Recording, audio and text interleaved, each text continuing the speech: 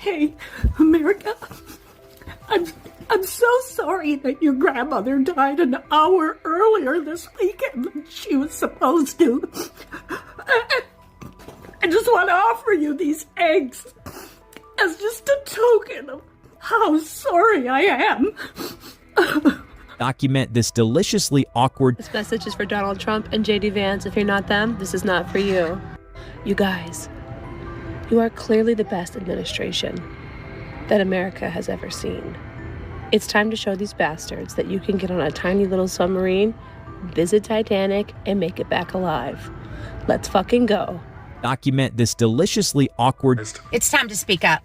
I just got barred from the rest of the town hall meeting here in Bonham, Texas, Fannin County, with Representative Pat Fallon. Pat Fallon was towing the Trump party line, singing the praises of Doge and saying how they're not cutting veteran services, just employees. I said boo a few times, not alone. There were many people who said boo, far more people saying boo than the ones that were clapping. But when I did, a Capitol Police officer, she has a uniform and a badge that said Capitol Police, came and stood right beside me. And then two people got taken out. One lady was saying he should be ashamed of himself when he was talking about veterans. There was a Hispanic man. I did not hear what he said, but they took his arm to take him out. And so I got up to go, because I'll be damned if I'm going to sit there like the people in that town hall where that lady got zip tied and drug out. I went out to make sure they were okay. I cooled off a minute and then I tried to go back in and they wouldn't let me. They barred the door. There were Fannin County Sheriff's Office and there were also the Capitol Police woman who said, I can't go back in. You've been asked to leave. I said, no, I wasn't. I wasn't asked to leave. I got up and left on my own and now I want to come back in and watch the rest, hear my representatives. No, ma'am, you can't. You're disruptive. How was I disruptive? Well, you said boo. Yeah, I said boo, but there were a lot of people clapping who interrupted. That's disruptive. Are you asking them to leave? No, man, you're being disrespectful. It's disrespectful to say boo. So this is where we are, people. This is our America. If you clap and say, yes, sir, yes, sir, yes, sir, you can stay. If you say boo, you no longer get to go and be present at a town hall. This is our America now. Go out there and love your neighbor. Document this deliciously awkward. Don't let the fascist media fool you into thinking that this country's gone full Nazi. It absolutely has not. The Nazis are loud, and they are being led by one of the most disgusting human beings to ever disgrace the human race, and it is embarrassing and it is terrifying. They are loud, but they are not winning. Why don't you search Republican town halls here? Again, the revolution isn't being televised, but it's happening, and we're winning. And if you don't believe me, go look at Tesla's stock price today. Compare it to 3 months ago.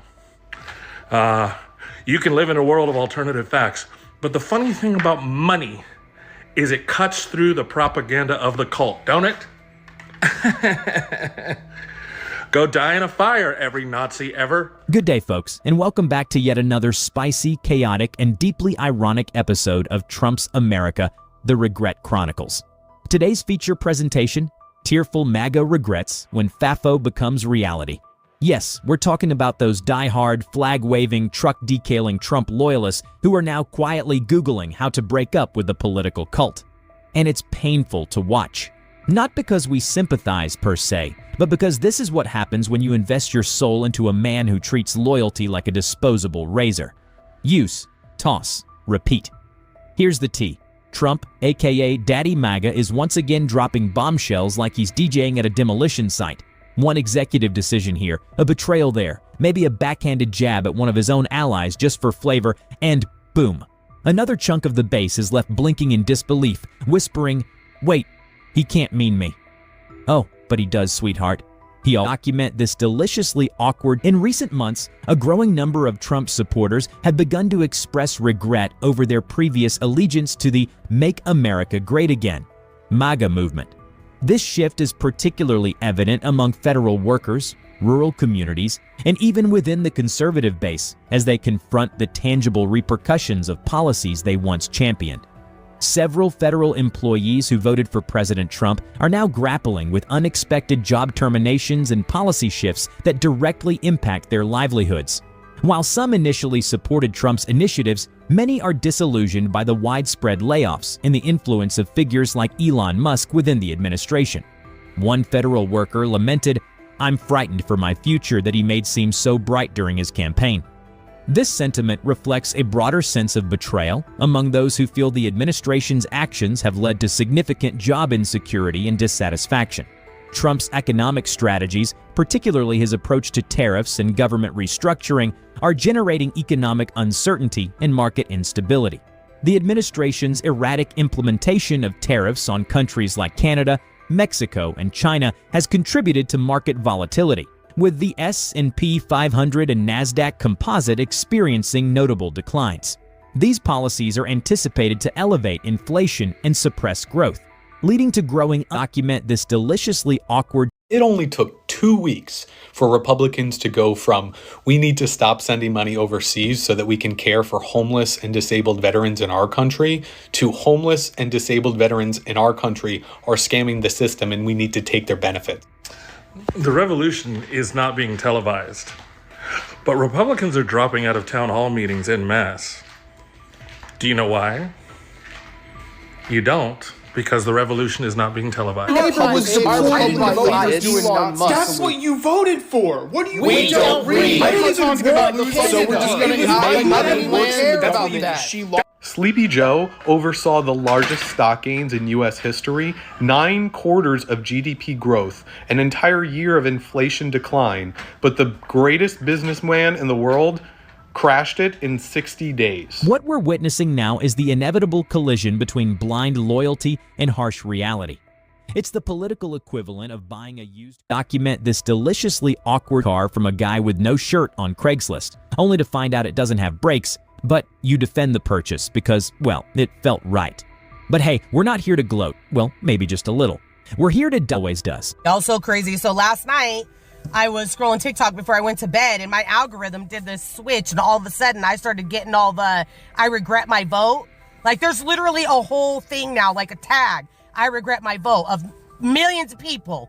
I don't know about millions, but there was, I kept going. I was like, I gotta go to bed.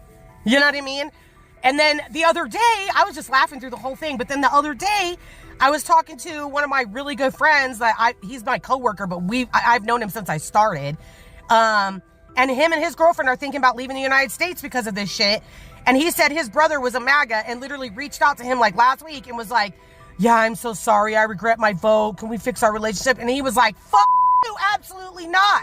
He was like, "I told you the entire fucking time, and now look at what the we're dealing with." Like, he doesn't want to raise his kids here anymore. So he's like, "I'm not going to have Christianity shoved down my kids' throats in the schools and shit." Like, what? No. So, yeah. So anyway, like, it is happening where these people regret their votes. Like, it is happening. And then what's happening too is you motherfuckers need to stop being mad that you voted for that motherfucker and be a little more humble, because we don't give a fuck over here. We knew it and we told you, and we're not going to be sorry when we cut you out of our lives. So with that being said, go and look at the "I regret my votes." Get yourself a giggle today. Now, let's rewind a bit. For those of us who never drank the orange Kool-Aid, this moment has been a long time coming. We saw the red flags, and no, not the rally ones. We're talking about the narcissism, the grifting, the endless lies disguised as alternative facts.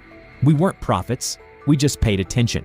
We warned, we argued, we wrote Facebook essays and Thanksgiving rants, but MAGAland called us woke snowflakes, scoffed at science, and told us to cry harder.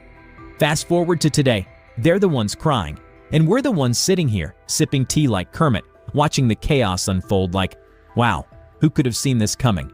Spoiler, literally everyone except them. And let's talk about these regrets. They're pouring out faster than Trump can dodge a subpoena. Social media is now full of former supporters lamenting, "I didn't vote for this," or "I thought he was different," or my personal favorite, "If I had known." If you had known. Sir, we told you. Loudly. With charts. Ooh, the Republican filter is... Oh. I'm JD Vance.